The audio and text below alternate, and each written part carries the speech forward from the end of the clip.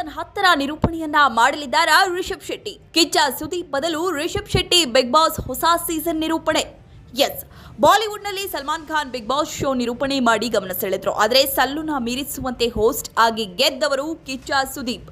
ಕನ್ನಡ ಬಳಿಕ ತೆಲುಗು, ತಮಿಳು, ಮಲಯಾಳಂನಲ್ಲಿ ಶೋ ಶುರುವಾಯಿತು. ಆದರೆ ಕನ್ನಡದಲ್ಲಿ ಸಿಕ್ಕ ಜನಪ್ರಿಯತೆ, ಯಶಸ್ಸು ಬೇರೆ ಭಾಷೆಗಳಲ್ಲಿ ಸಿಗಲಿಲ್ಲ. ಕಿರುತೆರೆ ನಟಿ ಜ್ಯೋತಿ ರೈ ತಮಗೆ ಆಫರ್ ಬಂದಿತ್ತು, ಆದರೆ ನನಗೆ ಬೇರೆ ಕಮಿಟ್ಮೆಂಟ್ಸ್ ಇರೋದ್ರಿಂದ ಭಾಗವಹಿಸಲು ಸಾಧ್ಯವಾಗುತ್ತಿಲ್ಲ ಎಂದು ಬಹಿರಂಗವಾಗಿ ಹೇಳಿಕೊಂಡಿದ್ರು.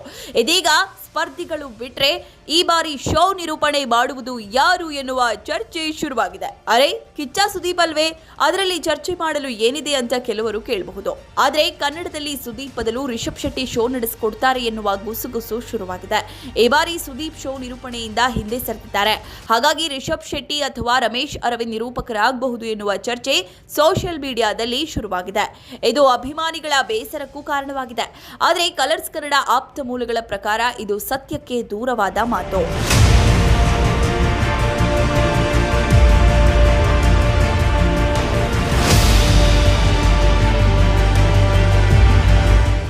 ಏನೋ ಬಿಗ್ ಬಾಸ್ ಶೋ ನಿರೂಪಣೆಗಾಗಿ ಸುದೀಪ್ ಒಳ್ಳೆ ಸಂಭಾವನೆ ಕೂಡ ಪಡಿತಾ ಇದ್ದಾರೆ. ಸೀಸನ್ನಿಂದ ಸೀಸನ್ಗೆ ಅದು ಹೆಚ್ಚಾಗ್ತಾ ಇದೆ. ಹಾಗಾಗಿ ಶೋ ಬಿಡುವ ಯಾವುದೇ ಆಲೋಚನೆ ಅವರಿಗಿಲ್ಲ.